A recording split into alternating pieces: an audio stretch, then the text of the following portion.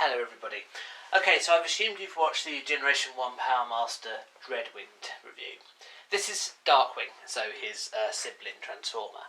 We're starting off with Darkwing in robot mode, as we'll then transform him to plane mode and then combine him with Dreadwing to form Dreadwing.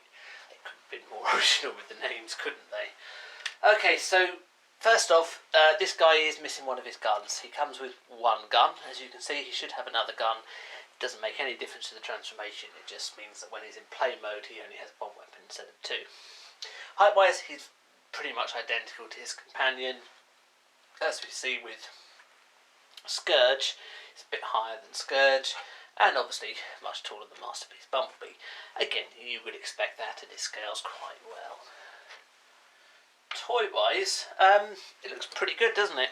The head is very realistic to both the comics and, if you ignore the colour change, to the cartoon series, Super God Master Force, and it works well. He has a lot going on in the back.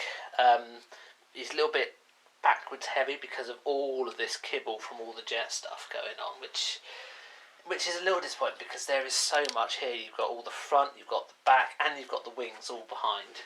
Front-wise, it makes quite a smooth line up front, and he doesn't suffer from the same problem as Darkwing. He is Darkwing, as Dreadwing, because his head is right at the front as well. So whereas Dreadwing kind of has his head right at the back and then some kibble at the back and the front, Darkwing has his head at the front and all of the kibble is at the back, so neither are ideal. They all have some form of compromise.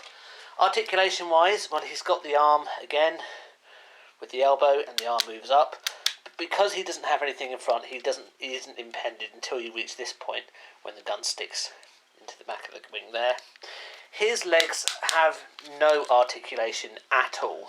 You can't bend them at all. You can kind of do that, but it doesn't really do anything other than give the impression he's doing the splits. Head doesn't move at all. So it's better than it is with Optimus Prime Power Master mode, but it's still very limited. Okay, let's transform him. So the transformation for this guy is totally different to Dreadwing. Even though released at the same time, they've got opposite transformations almost. It's even more than opposite, it's not even remotely the same. Except perhaps the feet. So we'll do the feet first of all. In, and in. Now comes the arms, perhaps that's the same I guess too. And this is where it differs usually. You now have to rotate the body. The head automatically pops in as you rotate.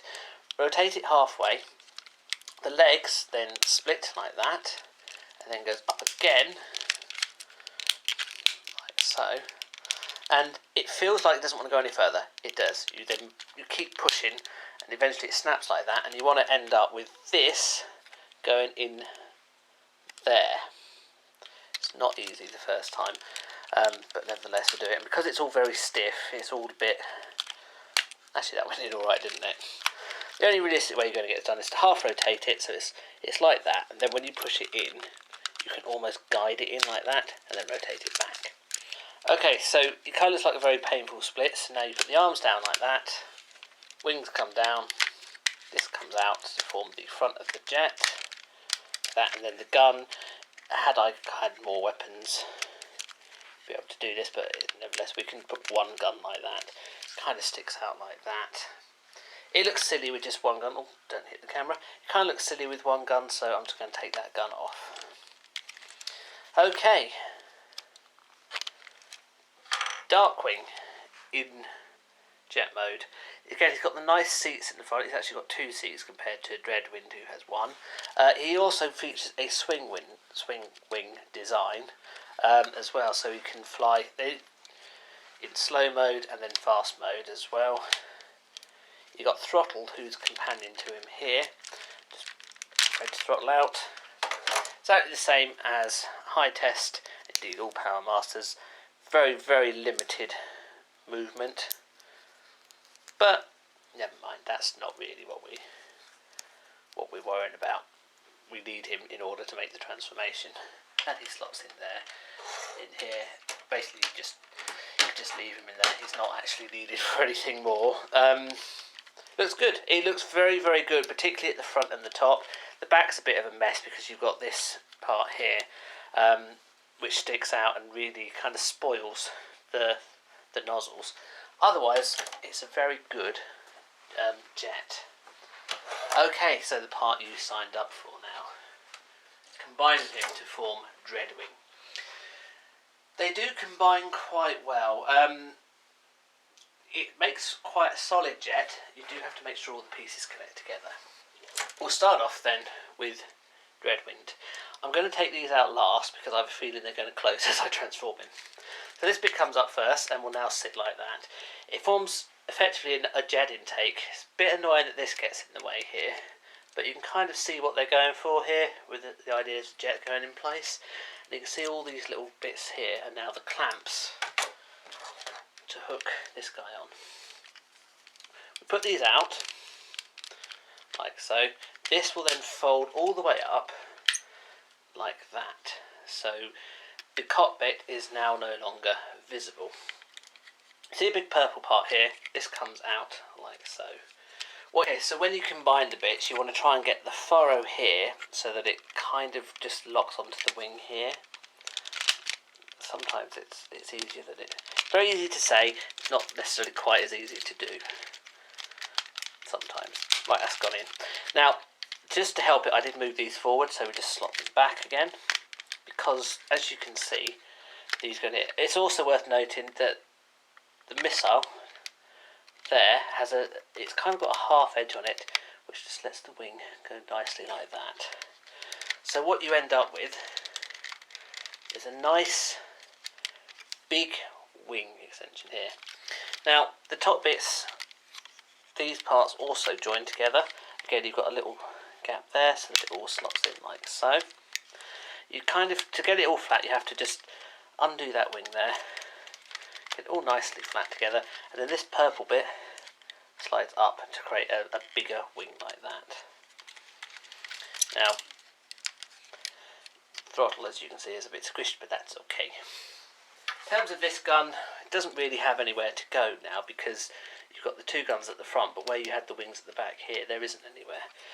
Frankly, that's not a problem because I've only got one of those.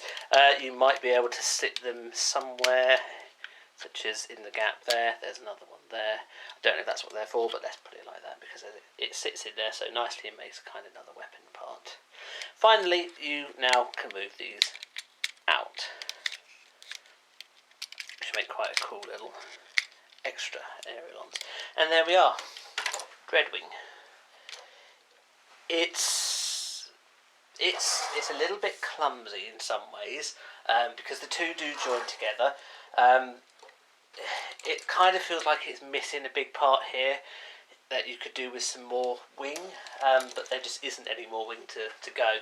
Maybe if they released an updated edition they could have some form of wing that would fit there, I don't know. But otherwise it's not a bad idea, and it's a shame it wasn't explored a little bit more, and actually having not just robots that combine together to form a big robot, but actually the vehicles that combine together to form a big vehicle. In the comics, the idea is that Dreadwing, as he's now called, sounds too much like Dreadwind, so it's very easy to get confusing, but Dreadwing, as he's now called, is capable of spaceflight. And certainly it's big enough to do that. The idea is that this huge part here is now an engine. You've still got the engines at the back here, but it all absorbs from that. It's very solid. You can quite happily hold him like on the rear here, one of the projections, and because of all the connections it doesn't feel like it's going to fall apart at all.